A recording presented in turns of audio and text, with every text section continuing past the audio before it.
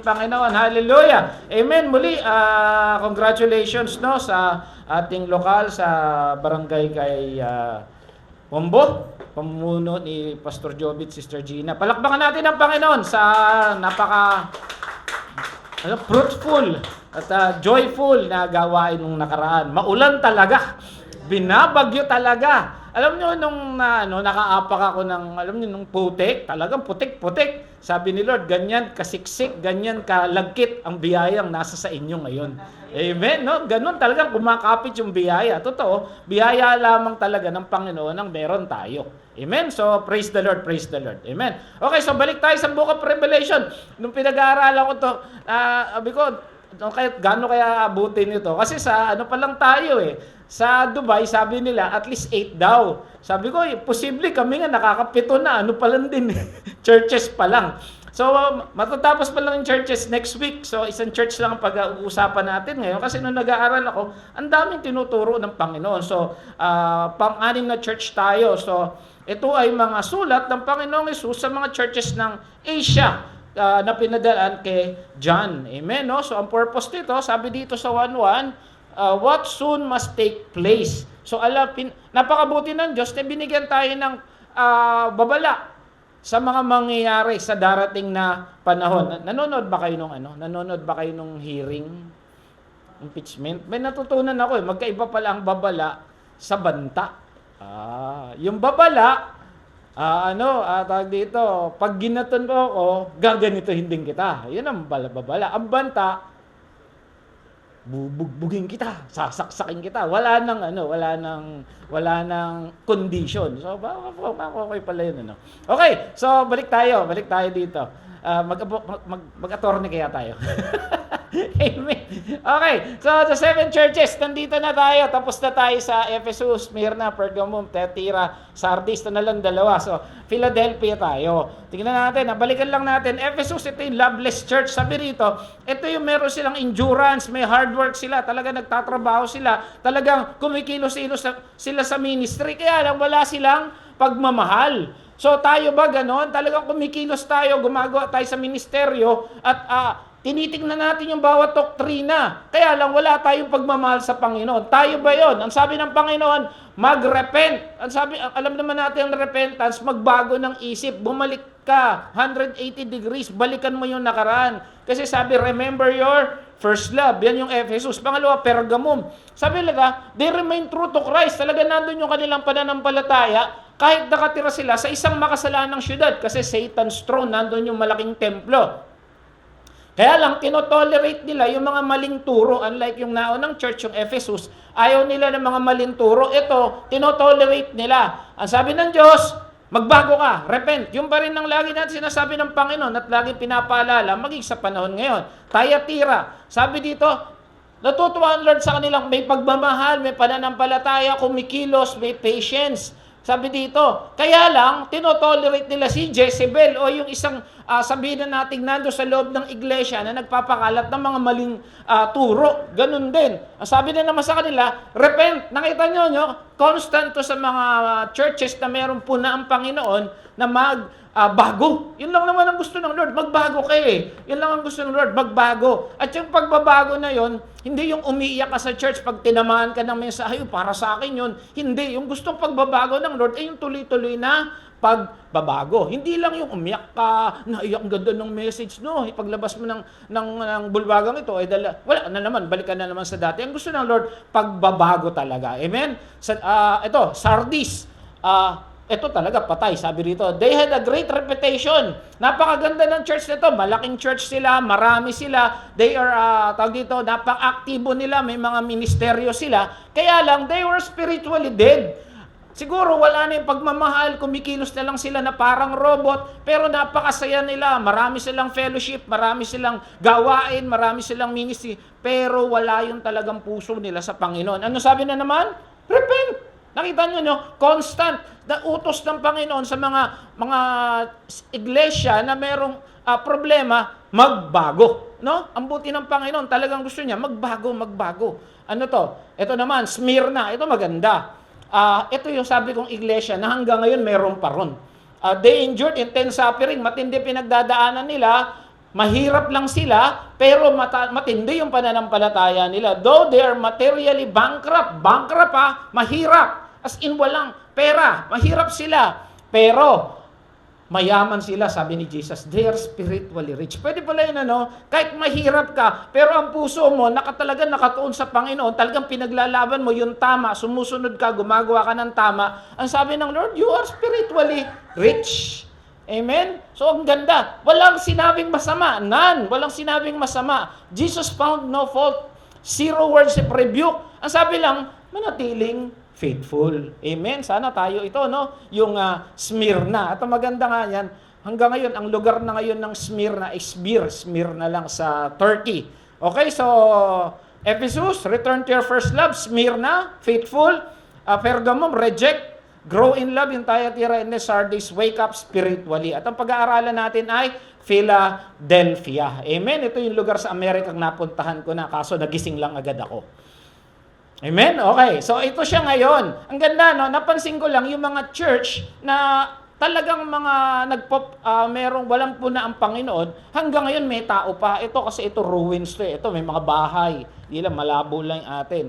Picture. So, ayan, parang parang Port Santiago na pinalilibutan ng modernong syudad. So, ayan ang Philadelphia. So, where is Philadelphia? Nasa Turkey. Nakalimutan ko yung pangalan nila ngayon. It was founded noong 189 BC by King Attalus the second. Philadelphus, yun ang pangalan niya. And the name Philadelphia is a compound Greek word into Greek word philos and adelphos. Yung philos, love, and then adelphos, brother. So, ang ibig sabihin ng Philadelphia, brotherly love. Kasi, mahal niya yung kapatid niyang si Hymenaeus II. So, yun yung pangalan nun.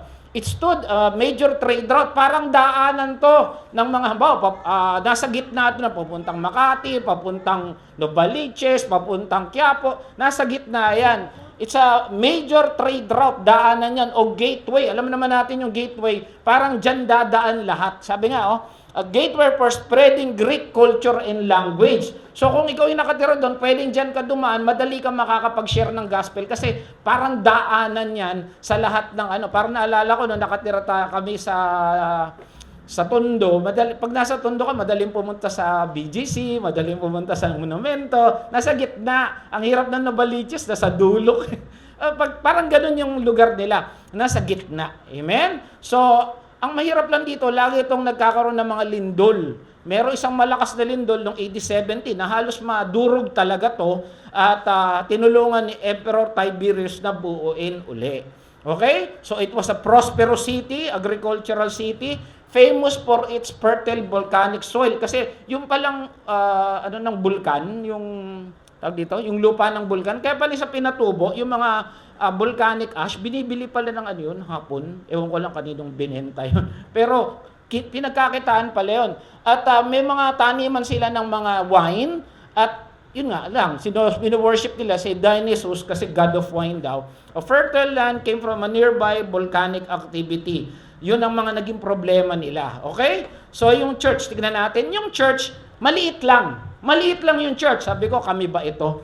Pero faithful and enduring. Matatag sila, although maliit sila, siguro kokonti lang sila, pero faithful sila. Kaya kalabit mo yung katabi mo, sabi mo, maging faithful ka. Ayan, okay. So faithful sila. Living in a city marked by earthquakes and pagan worships. So, geographically, yung lugar nila, laging nililindol, parang Japan lang. Laging may problema. Nung nasa Japan ako nung minsan, talagang laging nililindol yun. Buti nagising lang din uli ako.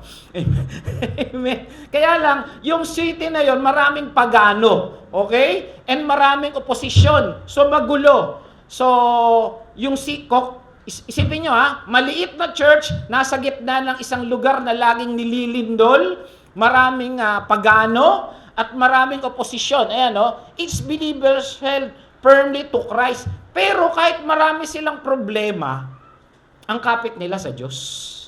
Amen? Hindi sila, hindi, kakampi na ako dito. Hindi, magko-convert na ako. Kasi dito ako para tahimik ang buhay ko. Hindi, nananatili silang tapat. Alam nyo, nung nasa Dubai kami, meron akong isang kaibigan, sa restaurant siya nagtatrabaho. Tapos nalaman ko na lang, kausapin mo nga yung kaibigan mo yan. Sabi gano'n sa akin nung nadalaw ako. Sabi ko, bakit? Nag-Muslim na. Oh, sabi ko, kinausap ko, pre, nag-Muslim ka? Oo. Bakit? Sabi ko gano'n. Nung time na yun, hindi, bagong Kristiyano pa lang din ako. Ayoko na maging Kristiyano. Bakit? Ang gulo-gulo. Ha? Bakit magulo?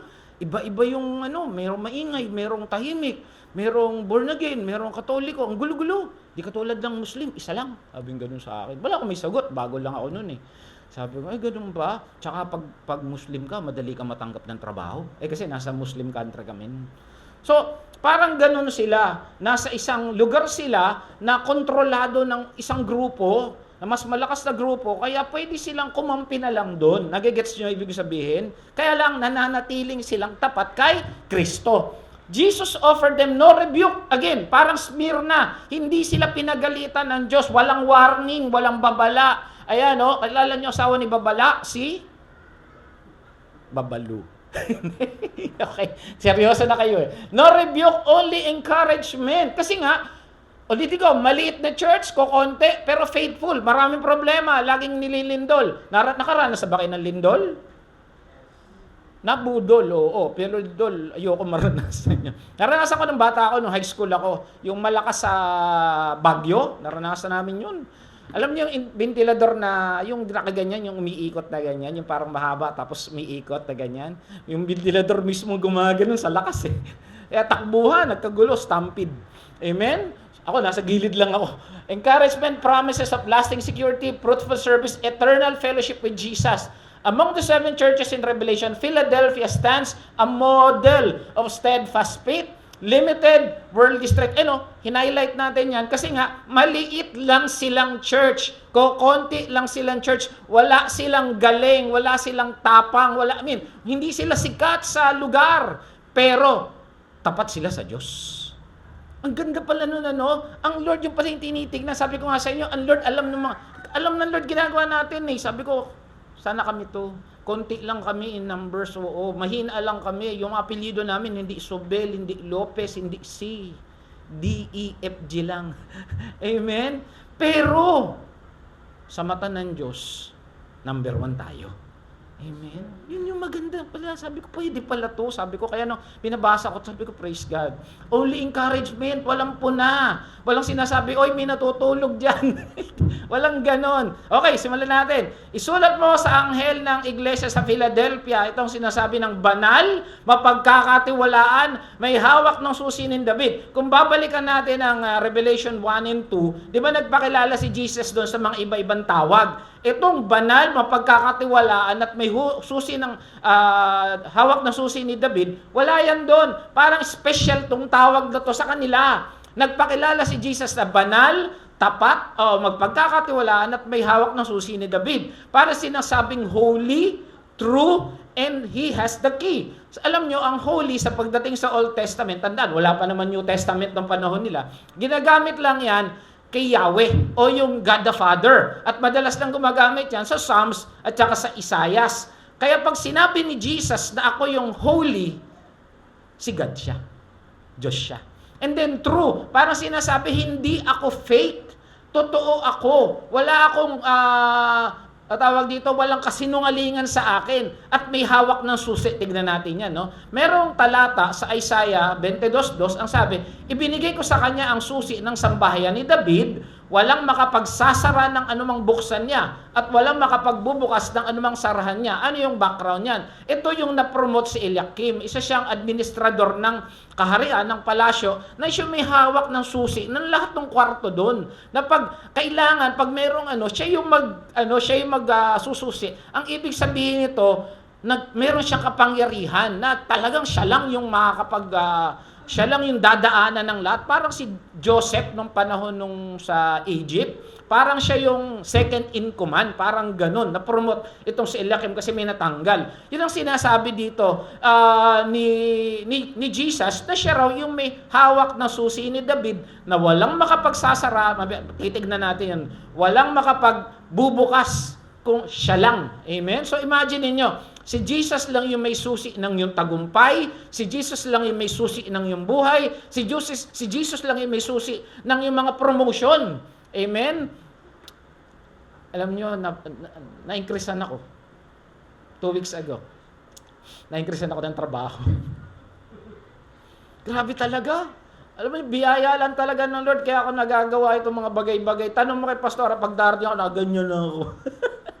Ang hirap.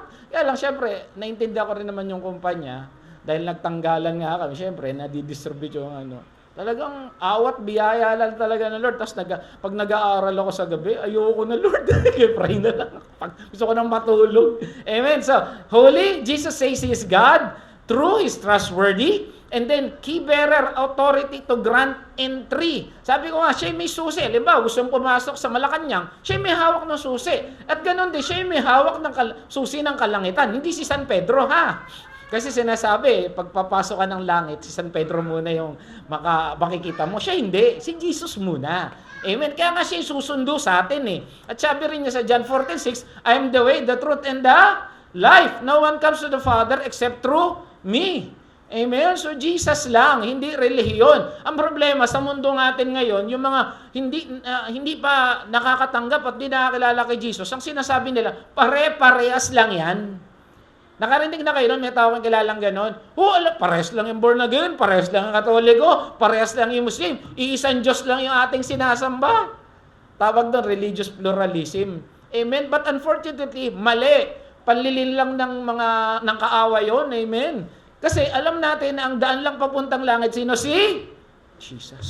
At wala nang iba. Amen? Okay, 3:8. Alam ko ang ginagawa mo. Alam kong kaunti lamang yung kakayanan. Ito sabi ko sa inyo, they are weak, they're small in numbers, but, tignan natin ha, ngunit, sabi sa English na, contrasting ko just, sinusunod mo ang aking salita. Maliit lang sila. O, tignan natin sa 2 Corinthians, ano sabi kay Pablo? Kasi si Pablo talaga nanghihina. Kasi si Pablo, sabi nila, meron thorn in the flesh. Hindi malaman ko itong sakit, kung ito ay dahil siya ay nabulag, hindi naman sinabi, pero ang pinapakita rito, hirap si Pablo. Kaya sabi niya, pinapatanggal niya, Lord, kung ano man yung thorn in the flesh na yun, yung pwedeng masyado siyang persecuted, kasi di ba, hinahabol siya ng kung sino-sino. Pinagdadasal siya, Lord, tanggalin mo to, tanggalin mo to, tanggalin mo to. Pero sabi ni Lord, no. Sabi niya, but He said to me, my grace is sufficient for you, for my powers is made perfect in weakness. Siguro parang ikaw at ako sa ginagawa mo, sa trabaho mo, sa iyong mga ginagawa sa bahay. Napakarami mong ginagawa. Sa totoo lang, hindi mo kaya yan. Akala mo lang magaling ka, pero ang totoo, magaling si Kristo sa buhay mo. Amen? Hindi tayo magaling. Kaya nga, alam nyo, araw-araw pag uuwi ako. Ngayon, yung mga kasama ko kasi, may shifting kasi kami. Nagugulat ako minsan, hindi to ka na, ang aga mo ah. Pagtingin ko, 12:00 na pala. Sa dami ng ginagawa, patuwi ka na. Sir, 3:00 na. Sa dami ng ginagawa ko, talaga masasabi ko, yung biyaya lang ng Lord, yung meron ako ngayon. Tapos yung plus yung kumikirot yung pag naglalakad ako, gewang-gewang, kala mo ko bata. Pogi lang talaga ako eh. Hindi, joke lang. Biyaya lang ng Diyos lang talaga ang meron ako. Minsan sasabihin mo, hindi na kami makakain sa isang araw. Kapatid, makakain ka dahil biyaya ng Diyos yan. Everything we have is by the grace of God. Mahina lang tayo in numbers. Pero alam nyo, tuwan-tuwa ako nung sa kabila, lalo na nag-testimony si Sister Joy. Kasi sabi niya, ginamit tayo sa paglago niya. Amen. And I pray and I hope, balang araw, siya naman at sila naman, yung mga nandun, ang gagamitin para yung salita ay lumakad. And one of these days, kung sakali man, lolobin ng Lord, sila naman yun, nakakatuwa na yung mga ginamit ka sa kanila. Halimbawa, meron tayong nashiran, ginamit ng Lord sa Malacanang, sa Araneta Center, kung ano-ano man yan. Di ba? Kung titracein mo, nag-share dyan si Emmanuel. Di ba? So, kahit hindi ikaw yon dahil ginamit ka, okay na yun. At least ginamit ka. Amen? Kaya, hindi tayo yon in essence, biyaya ng Lord din to. Amen? Yun ang sinasabi sa kanila, maliit lang kayo. Biro mo, sinabi pa talaga. Para sinasabi siguro sa atin ni Lord, kukunti lang kayo. Di kayo dumadami. Pero, ang sarap sabihin, tapat, pero tapat kayo sa akin. Amen? Ang sarap nun. Kaya sabi dito, tuloy natin. Yan, tuloy. Sinunod mo ang aking salita, naging tapat ka sa akin, kaya't binuksan ko sa iyong isang pinto. Ano kaya yun? Tingnan natin. Ano ibig sabihin? Full dependency on Jesus. Inulit na naman. Sinabi ni Jesus, konti lang kayo, mahina lang kayo, pero kinakapitan nyo, ako lang. Hindi yung galing nyo, hindi yung apelido nyo, hindi yung connection nyo, hindi yung anak nyo. Ako lang ang kinakapitan nyo. And they follow the word, ang aking salita. Tayo ba, masasabi ba natin, sumusunod tayo sa salita ng Panginoon? Diba? Kailangan, bago ka makasunod, kailangan alam mo muna yung salita. Sila, binabasa nila yung salita. Amen? And they are faithful. Ito maganda. Jesus opened a door. Maaring ministry yun or opportunity. Remember, nandun sila sa crossroad, nandun sila sa gateway. Yung lugar nila, ang daling kumala, di ba? Sabi ko nga, kung nasa Manila kami, nasa Manila tayo, dali natin lumago eh. Kasi, sentro eh. Ang dali mag-parking dyan. Hindi ko madala yung Fortuner ko dito. Yung Fortuner mo, nadadala mo. Kaya hindi ko dinadala kasi walang parking. Baka hindi tayo binibigyan ni Lord ng Fortuner, ng Innova, yung mga 4x4 kasi walang parking. Ay, ikaw, Sister Flor, yung sasakyan mo. Kaya hindi mo rin madala, di ba? Kasi walang parking. Baka kung doon tayo sa Abad Santos o yung mga malalaki, baka malaki yung ating parking area. Di ba? Kaya siguro hindi tayo binibigyan ng Fortuner kasi walang parking. Pag may parking na, may Fortuner na. Amen? So, maaaring ganun eh. Kasi bakit? Alam ng Lord yung kailangan mo. O kaya, bibigyan ka ng Fortuner, di ka pala marunong magmaneho. God knows what we need right now. Kasi alam ng Diyos sino ka, alam ng Diyos kung ano pinagdadaanan mo, alam ng Diyos kung ano kailangan mo ngayon. Kasi bakit?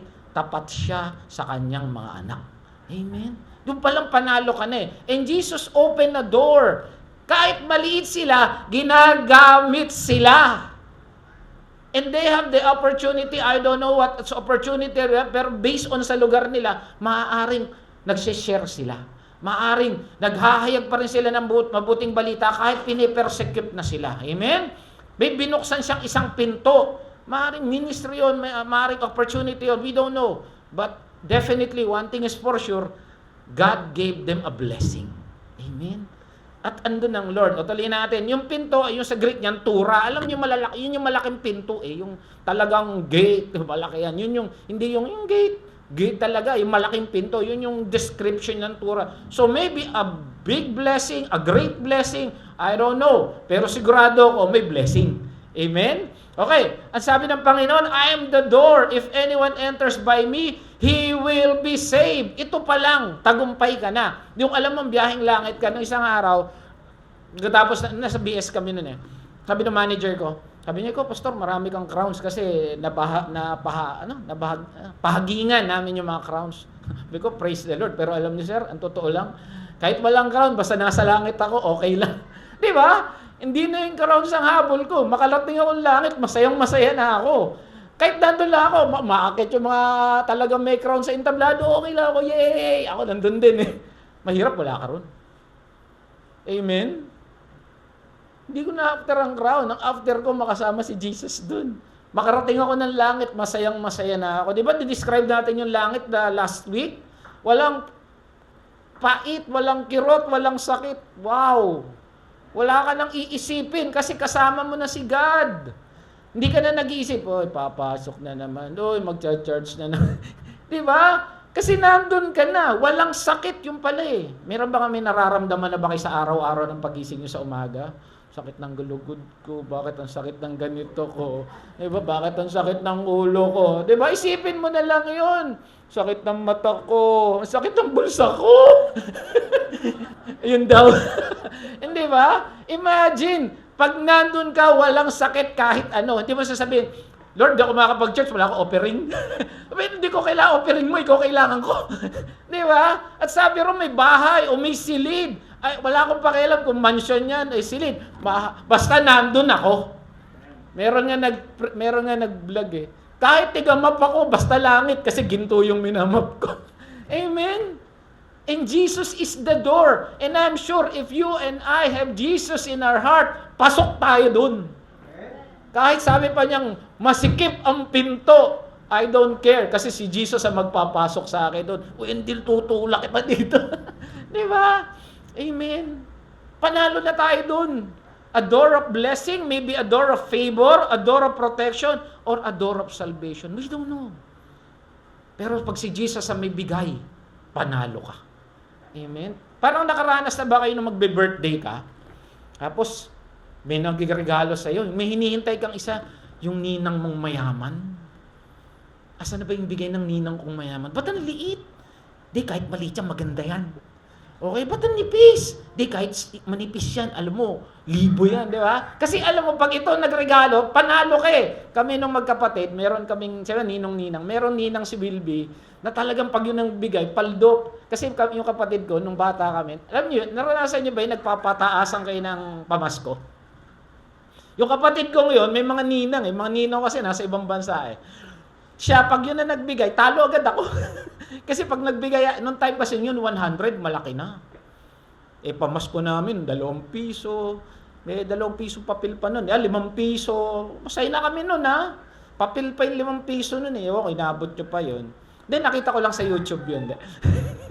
Amen? Pag yun na nagbigay sa kanya, 100. Grabe! Nung time na yun, 100. Siguro, 1,000 na mahigit yun. Pag yun na nanalo, talo na ako dito. Andiyan yung ninang niya. Amen? So, maaaring ganun. Basta si Jesus ang nagbigay, paldo ka. Amen? Ito sigurado ako, si Jesus yung nagbibigay sa atin. Amen? Okay, tuloy natin. Ito na. Tignan mo. Sabi niya, palalapitin ko sa iyo at paluluhurin ang kampon ni Satanas. Grabe, no? Sa English, ano ba ginamit niya rito? Synagogue of Satan, na nagpapanggap na mga Hudyo, ngunit hindi naman. At sa halip ay nagsisinungaling. Malalaman nilang minamahal kita. So from a blessing, amen, ayan na. Tapos dito, sabi nila, tingnan mo, nandito yung mga kampo ni Satanas. Sino ba yung mga kampo na Satanas na yan? May mga Hudyo doon na pinipersecute sila. Remember, yung mga Hudyo noon, ito yung mga loyalista sa katuruan ni Moses. Sabi nila, ano yung Christian, Jesus. Wala yan. Dito pa rin kami sa turo. Pareho sila nga. Kasi ang mga Philadelphia, hintil. Tapos, tumusunod sila kay Jesus. Ito hindi. Pinipersecute sila.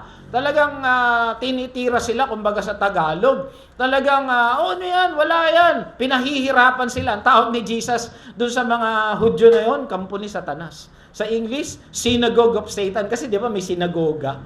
Amen? Anong gagawin ni Jesus sa kanila? To those who persecute you, I will vindicate you. Para sasabihin ni Jesus, hoy, mali kayo. Mahal ko sila. Amen? Ang sarap nun, di ba? Yung parang yung mga kalaban mong mga makapangyarihan, biglang darating si Jesus na, magsitigil nga kayo. Ako may hawak dito. Amen? Ang padrino natin si Jesus. Ano ibig sabihin ng I will vindicate you? Parang ganito sa isang kasalan. Kapag inanyahan ka sa isang kasalan, huwag kang uupo agad sa upuang pandangal. Kumbaga parang nasa harapan. Baka may inaanyahang mas kilala kaysa sa'yo. Kasi iba, dito tayo sa malapit. Naalala ko yun minsan, nagpunta kami sa isang event. Ngayon, maaga kasi kami. Ngayon, nakita namin yung sa harapan. Hindi naman harapan na harapan yun. Sabi ko sa manager ko, tara sir, dito tayo. Di nakaupo na kami, prente-prente siya. Masarap dito kasi malakas yung aircon, malapit sa CR, malapit sa kuhanan ng kape, kasi may mga coffee agad eh. Madali pag nagbigay na ng pagkain sa buffet, malapit, parang ganun. Maganda yung silya. Alam mo, nung dumating yung upuan pala ng magpe-present. Sir, excuse me, doon kayo sa likod. Nakakahiya. Yun ang sinasabi ni Jesus. Pag may kasalan, wag kayong pupunta doon sa magaganda. Kasi baka may umupo dyan na mas kilala sa inyo, mas maganda, nandun kayo sa likod, siya magsabi, "Hoy, Wendell, dito ka sa harap. Paalisin ko to. Ikaw yung kakilala ko." Ganun sinasabi ni Jesus. I will vindicate you. Para sinasabi din sa Psalms 23 verse 5, ipaghahanda mo ako ng salo-salo na makita pa nito ang mga kalaban ko sa aking ulot, lalang ay ibubuhos. Para sinasabi, yung mga kalaban mo, sabi, ipapakita ko pa na ikaw yung talagang pinagpapala ko. Amen? So, di ba napakabuti nun na ikaw yung kalaban mo pa, praise the Lord, no? Glory to God. Amen, amen, amen. Praise God, praise God. Okay, balikan natin, no? So, napakasarap na si Jesus mismo yung magsasabi na sa'yo, dito kayo sa harapan, huwag kayo sa likod. Amen? Sabi niya, I will vindicate you to those who persecute you. Sa buhay natin, meron talagang mga tumitira. Meron talagang mga nagsasabing mali ang ginagawa mo. May nagsasabing hindi mo kaya. Pero si Jesus mismo yung magsasabi sa'yo, kaya mo yan kasi ako bahala sa'yo. Amen? Ako mag-iingat sa'yo kahit sabihin na nila na ang padrino nila ito, magaling ito. Pero wag kang magalala, si Kristo ang bahala sa'yo. Eh, sinasabi niya eh. Sinasabi niya, I will vindicate you. Papakita ko pa sa kanila, mali sila. Kayo ang tama kasi may Jesus kayo. Amen? Eh, sabi sa Psalm 72, ipaghahanda mo ko ng salo-salo na nakikita pa nitong mga kalaban ko. Hear mo, talk about talagang talagang tinataas ka. Parang sinasabi talaga ni Jesus, hoy, anak ko to, magsitigil kayo. Amen? Kalabitin mo yung katabi mo, sabi mo, anak ka ni Jesus. Amen? Anak ka ni Lord. Amen? Sa aking ulo, langis ay bubuhos, ina-anoint ka, parang sinasabi, lingkod kita. Amen? Kaya kahit anong sabihin nila, kahit ano pang pagtira nila sa'yo, ako bahala sa'yo. Amen? Ang sarap nun. Amen? Ano sabi dito? Sapagkat tinutupad mo ang aking mga utos na nagtitiis, na magtiis. Iningatan kita sa panahon ng pagsubok. Meron talaga silang pagsubok. Parang ikaw at ako may pagsubok. Tignan mo katabi mo kung may pagsubok yan. Meron. Siguro yun lang parehas sa panahon nila at panahon ngayon. May pagsubok lagi ang tao.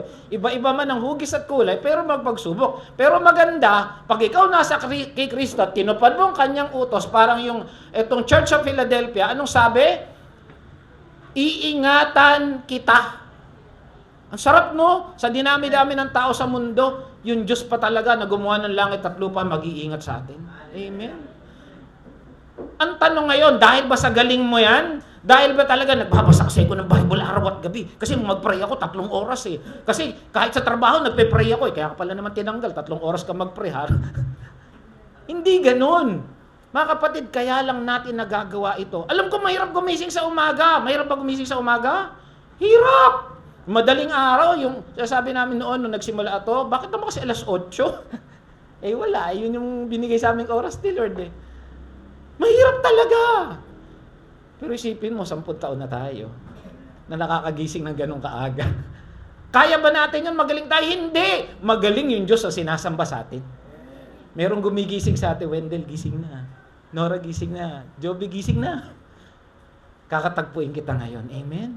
By God's grace, you can obey. By God's grace, you can sing. By God's grace, you can read the Word of God. By God's grace, you can teach and you can preach. By God's grace, you can minister to others.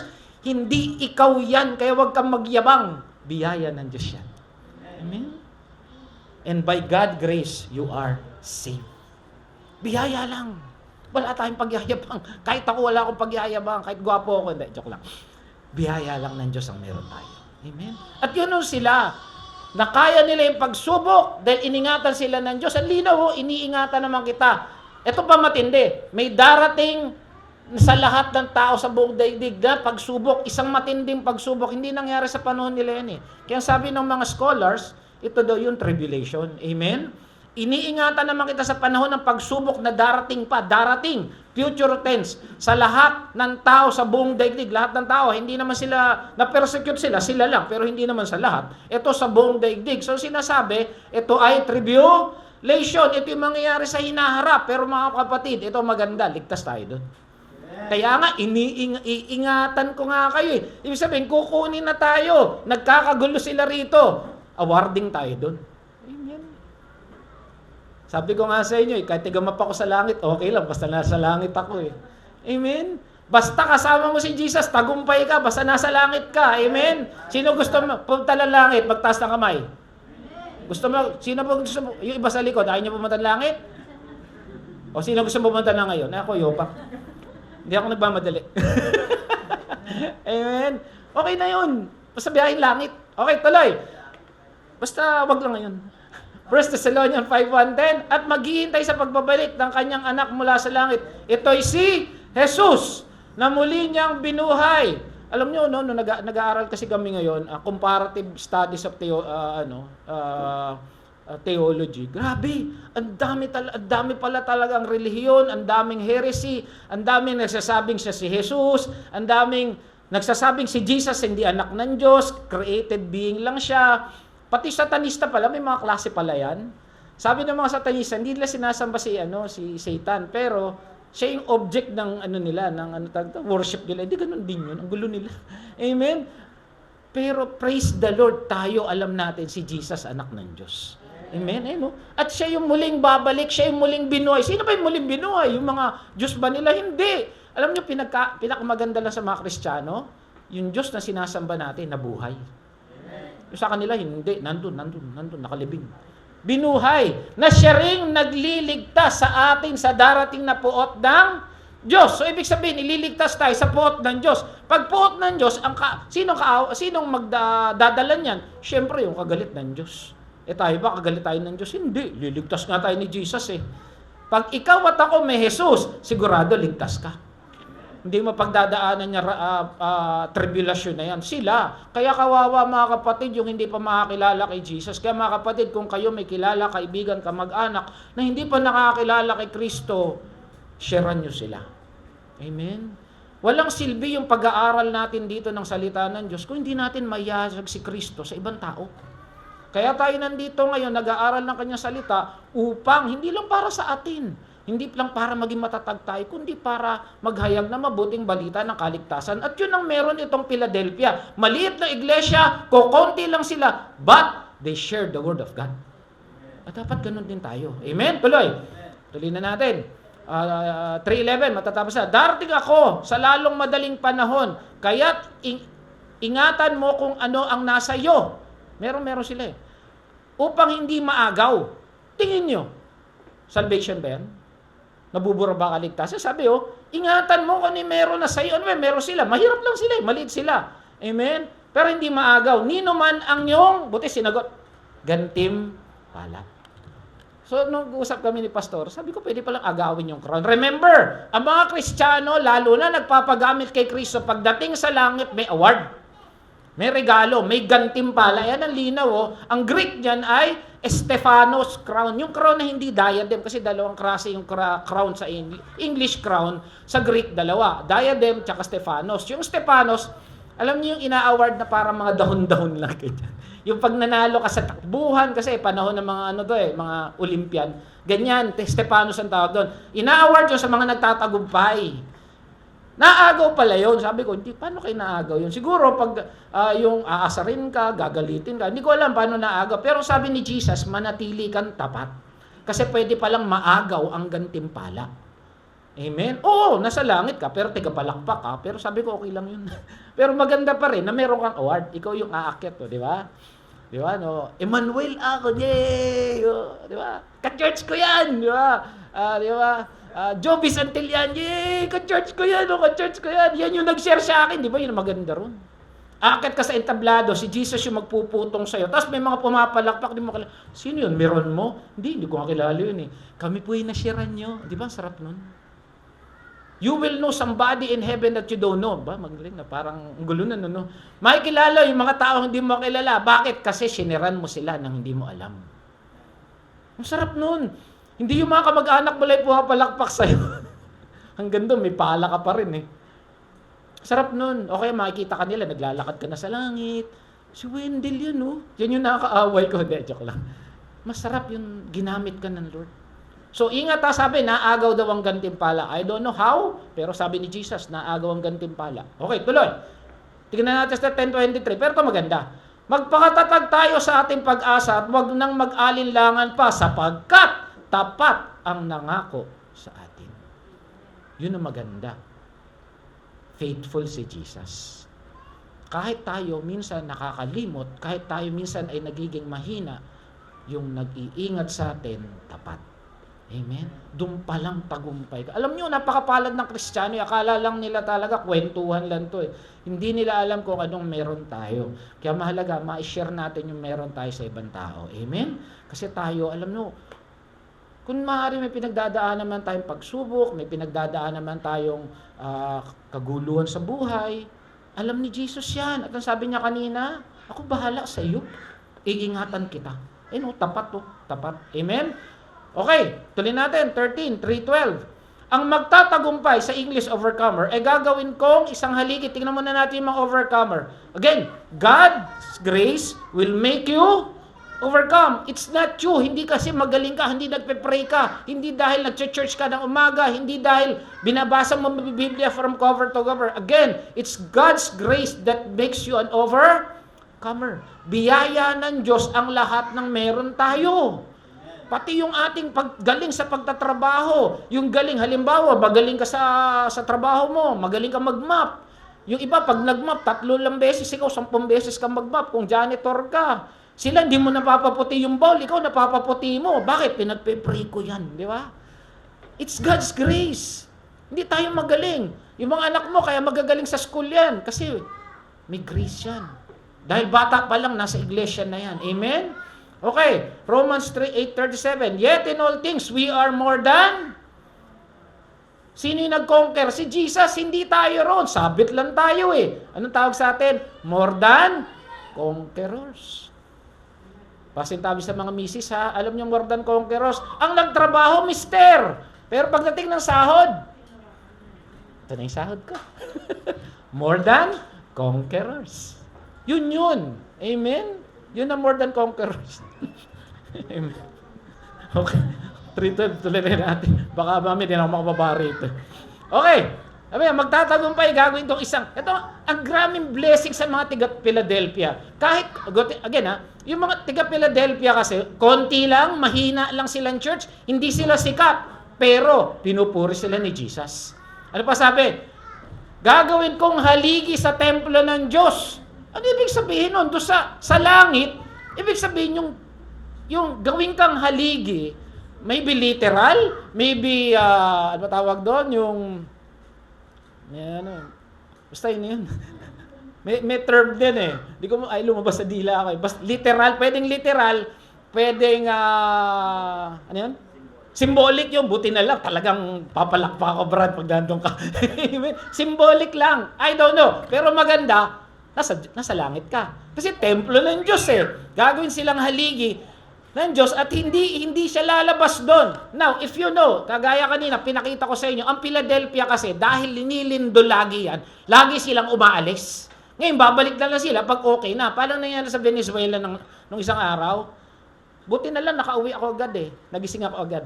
Grabe, di ba, nilindol yung Venezuela? Nag-alisan yung mga tao, syempre. Alam niyo, nilindol doon mga condominium. Ganun na nangyayari sa Philadelphia. Kahit anong ganda ng bahay nila, pag nilindol, wala silang laban. Aalis sila. Kaya yung sinabi ni Jesus na, hindi ka lalabas sa haligi ng templo. Malaking bagay yun. Ibig sabihin sa kanila, secured sila. Amen? Kasi bakit? There's a stability on the foundation and there is honor. Biro mo ikaw yung gagamitin, hindi ko alam kung paano pero gagamitin ka ng Diyos sa templo, mapalaking bagay yun. Kahit sabihin mo, janitor ka sa Malacanang, saan tatrabaho ba? Malacanang. Tamo ID ko, Malacanang. Walang pakita yung position. Basta Malacanang. Pag may nakahuli sa'yo, Malacanang.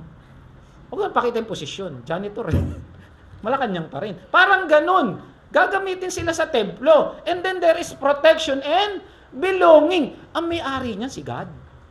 Amen. Doon Malacanang lang yun eh. Ito si God. Walang alis. Ayaw mo, di ka naalis doon. At tuloy natin Isus. Okay, ano sabi dito sa John 10:28? I give them eternal life and they shall never perish. Tayo mga Kristiyano. Neither shall anyone snatch them out of my hand. Sabi ni Jesus, nasa kamay tayo ng Diyos. Kamay niya pala. And my Father was given them to me. Yung nagbigay sa atin kay Jesus, si God, is greater than all. And no one is able to snatch them of my Father's hand. Nasa kamay ka na ni Jesus, nasa kamay ka pa ni God, at wala makakapag-agaw sa iyo. Bakit? Yung pinakamakapangyarihan ang may hawak sa atin. Amen? Ang sabi nung iba, tatalon ako. Bakit? Mas malakas ka ba kay God? Iba makulit tatalon ako, Brad. Kaya mo? Na nga mas makapangyarihan Amen? Parang gano'n na sinasabi. Nasa langit ka, walang makakaagaw sa'yo. Okay, tuloy. Ito maganda. Isusulat ko sa kanya ang pangalan ng aking Diyos. Biro mo na, haligi ka na. Alam niyo yung doon kasi sa amin, meron doon ginawa yung multipurpose hall. Tapos doon naalala mo yung mga colonnade, Donated by ganito, donated by, alam, sa school ganun din yung electric fan, donated by ganyan. Ganun yung sinasabi. Isusulat ko sa kanya ang pangalan ng aking Diyos. Parang sinasabi sa mga Kristiyanong tiga Philadelphia, susulat ko sa inyo yung pangalan. Para sinasabi, pag ito, pag-aari ito ng God. Diba? Parang ganun. Ang pangalan at ang pangalan ng Diyos. Para sinasabi, pangalan ng God, tapos yung pangalan ng Luzon. Jerusalem siguro yun, no? Ito ang bagong Jerusalem. Yun na nga, Jerusalem na bumaba sa langit mula sa aking Diyos. So meaning, may pangalan ng Lord, may pangalan ng lugar. Hindi ka maliligaw. Merong may-ari sa inyo nung nasa Amerika ako, yung mga tuta doon, kailangan may pangalan. Kasi pag walang pangalan, ibig sabihin stray dog yun. Kukunin ng gobyerno yun. Pag may pangalan, alam mo yung mga nakarehistro o kaya merong may-ari. Nagising lang talaga kasi ako na nasa Amerika ako eh. Amen? Kaya ako maya naginip ulit. Pero yun ang ibig sabihin, di ba? Meron may ari sa'yo. Ganun tayo sa langit pala. Nakalagay yung pangalan ni Lord, nakalagay kung saan tayo nakatira. Amen? Ang galing, no? Ito pinakamatindi. Ayun o, ownership, God owns you. Sabi mo sa katabi mo, pag-aari ka ng Diyos. Amen. Sa dinami-dami ng tao sa mundo, tayo, tiga SGCF Santa Maria, pag-aari ng Diyos. Malapit na ang wakas, mga kapatid. Hindi ko alam kung aabutan tayo ng rapture o mauna tayo sa langit. Di ko alam. Pero ang sigurado ko, pag-aari tayo ng Diyos na may Kristo Jesus. Amen? Ay, linaw. God owns you. Citizenship. Alam niyo, pag nag-60 years old ka na, dalawa na citizenship mo, Filipino citizen, senior citizen. Mas matindi. Ano ba yun? Ano ba yung Christian? Langit citizen. Ano to? Ha? Heaven citizen, no? Ganda, no? Yun, totoong passport mo. Walang passport, nakatatak sa noo. Ewan ko paano. And then, you are God's people. 2 Peter 2. Diba? You are a chosen people, a chosen generation. A people owned by God. Grabe, no? Kaya kung talagang nanamnamin mo yung ibig sabihin ng mga talata sa Biblia at aangkinin mo yon dahil may Kristo ka, alam mo saan ka pupunta. Amen? Kaya nga pag namatay ka, ganun yun. O yung may Kristo namatay, hindi ka matatakot saan pupunta kasi pag pikit mo, pag dilat mo, wow, heaven talaga. Alam niyo yung kanta, ano ba yun? Nasa langit na ba? May kantang ganun, di ba? Mama, ano ba ang tawag yun? Nasa langit na ba? Ako talaga, pag gising, praise the Lord. No? Tayo, pag may Kristo, talaga nasa langit na ba ako? Di ba? Nasa langit na ba ako? Di ba? Kayo po ba si San Pedro? Hindi, si Jesus hahanapin ko. Amen.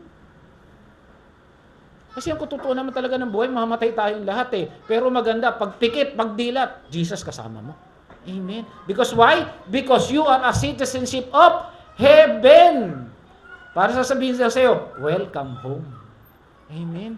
Dito palipat-lipat ka ng tirahan. Yung bahayin mo, may bubong mo, minsan may butas. Pag lumilindol, natatakot tayo. Yung 'di ba, yung big one, natatakot tayo. Doon, stable lang lahat. Si Jesus ang may hawak.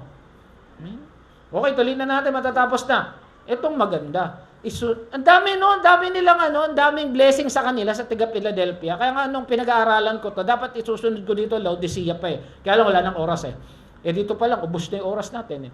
Isusulat ko rin sa kanya ang aking bagong pangalan. Sino nagsasalita? Jesus. Ibig sabihin pala, may bagong pangalan si Jesus pagdating doon.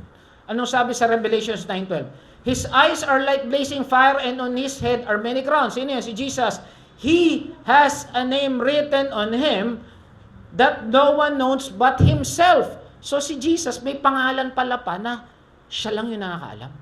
Amen? Ano ibig sabihin nung isusulat ko sa kanya yung may pangalan ka na ni God, may pangalan ka pa ng syudad, may pangalan ka pa ni Jesus. Ano yung sabihin? A mystery will be revealed because we don't know. Kahit tanong mo to kay ChatGPT, hindi niya rin alam. Kasi mystery nga eh. Pag nasagot ni ChatGPT ito, malupit siya. A mystery will be revealed and commune with the Philadelphia church. Alam nyo, maganda kung SJCF church to. Maliit na church kung konti lang, pero may pangalan ng Diyos. biyahing langit. And I'm sure tayo, biyahing langit tayo dahil may Jesus tayo sa buhay natin. Amen? It's not about the church, my brothers and sisters.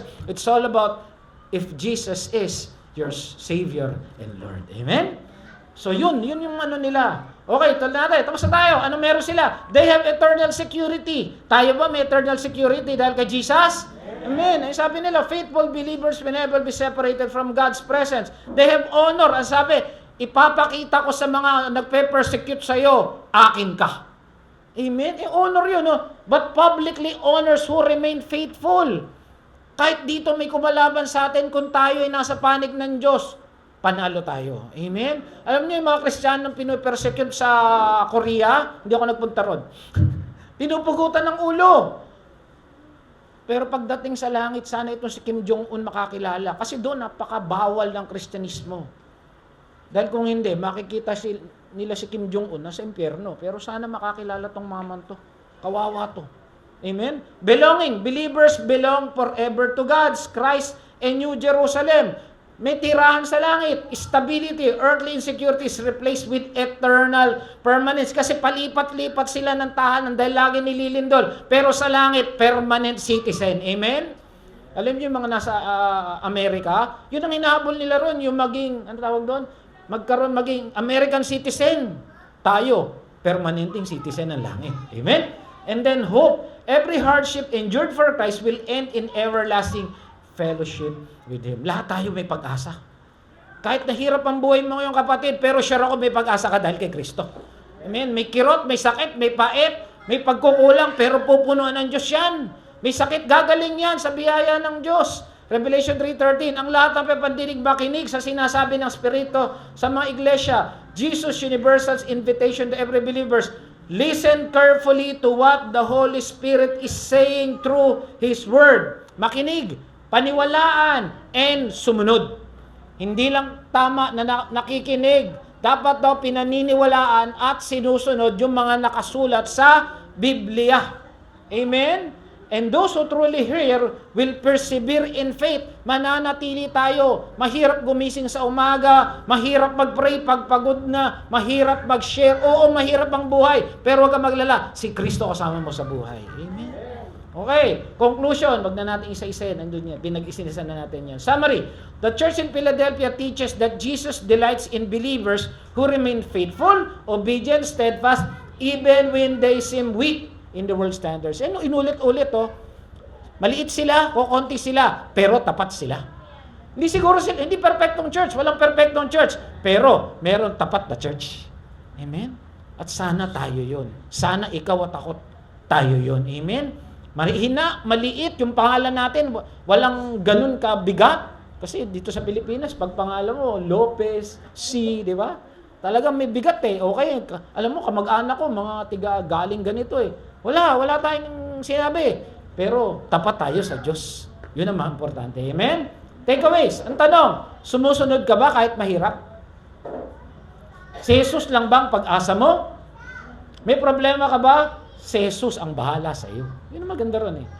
You're blessed and highly favored. Ang tanong, excited ka ba sa pagbabalik ni Jesus? Amen. Kung nandito ka, palakpakan natin ang Panginoon. Amen. Tayo makakatayo, tayo manalangin. Heavenly Father, salamat po